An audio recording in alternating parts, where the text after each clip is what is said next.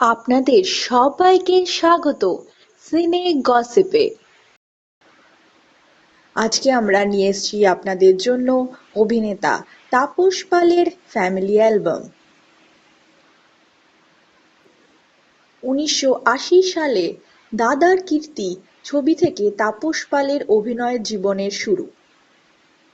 চলুন বন্ধুরা, দেখা যাক তাপস পালের আপনজনদের।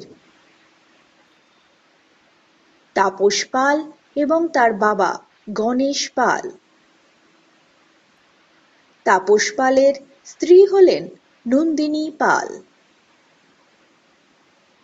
তাপস পাল এবং তার স্ত্রী একই সঙ্গে।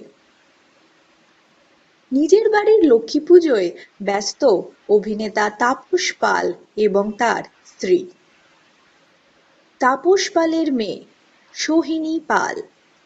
আমরা দেখছি তাপস পাল এবং তার মেয়ে সোহিনীকে একই ফ্রেমে। আমরা দেখতে পাচ্ছি অভিনেতা তাপস পালকে সপরিবারে। তাপস পাল যে শুধুমাত্র একজন দক্ষ অভিনেতা তা নয়, তিনি একজন দক্ষ পলিটিশিয়ানও। নিজের গণতান্ত্রিক অধিকার প্রয়োগ করার পর অভিনেতা তাপস পাল। অভিনেতা তাপস পালের বাড়ির দুজন প্রিয় পেট। হ্যাঁ, আমরা দেখছি তার পেটকে। আজকে আমরা নিয়ে এসেছিলাম আপনাদের জন্য অভিনেতা তাপস পালের ফ্যামিলি অ্যালবাম। আমরা হলাম সিনে গসিপ।